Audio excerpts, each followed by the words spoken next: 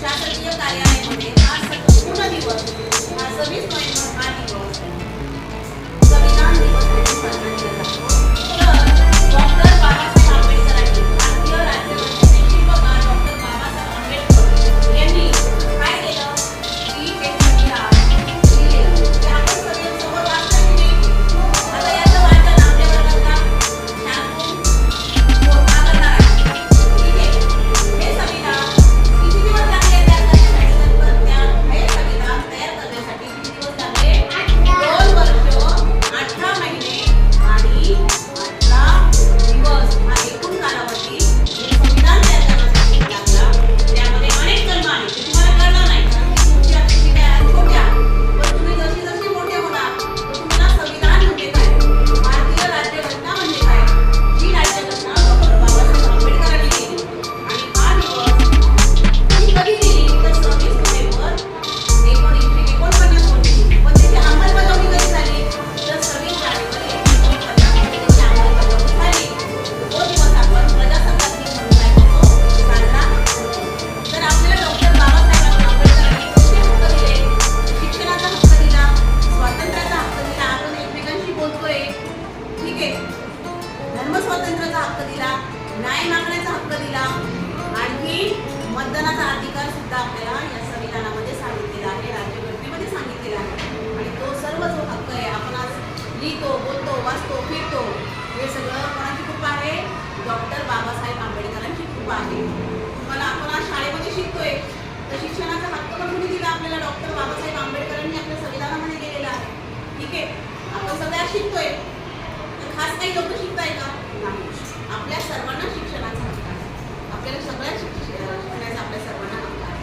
आणि आज संपूर्ण भारतामध्ये हा दिवस मोठ्या उत्साहाने आनंदामध्ये साजरा केला जातो. हे संविधान तुम्ही सर्वांनी पाठ करायचं आहे. त्यामध्ये थोडेसे शब्द आहेत, तुम्ही पहिली आहात, ते शब्द थोडेसे अवघड आहेत. पण जेव्हा आपण एखादी गोष्ट मनाने तयार करतो की मनाने आपण एखाद्या गोष्टीची सुरुवात केली की मला हे पाठच करायचं आहे. जसं आपल्या वर्गातली काही मुलांनी पाठ केले तर बाकीची सगळी मुलं सुद्धा आपण रोज शाळेमध्ये संविधान वाचतो की नाही? पाठ रोज परिपाठामध्ये संविधान होतं की नाही? संविधान होतं की नाही परिपाठामध्ये? मग ते असं रोज रोज ऐकून आपण आपल्या कानावर ऐकायला येतं की नाही? आपण हे पाठ करायचं. जशी आपण प्रतिज्ञा पाठ केली, जसं आपण राष्ट्रगीत पाठ केलं,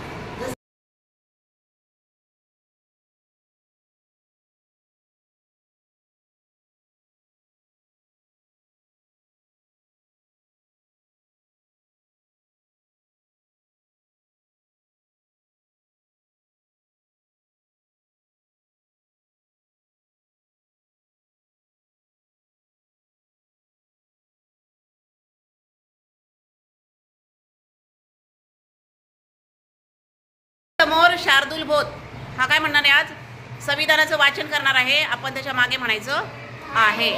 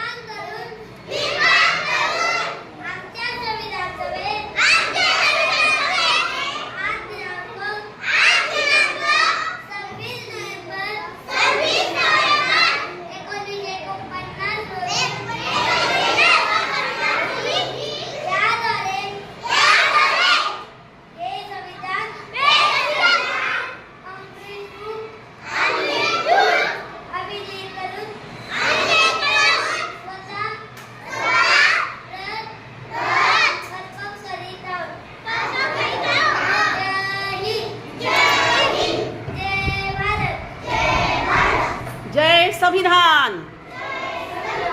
जोरात आवाज येत नाही. जय संविधान. जय भारत. जय संविधान. वाव, सुपर, छान, व्हेरी गुड बेटा.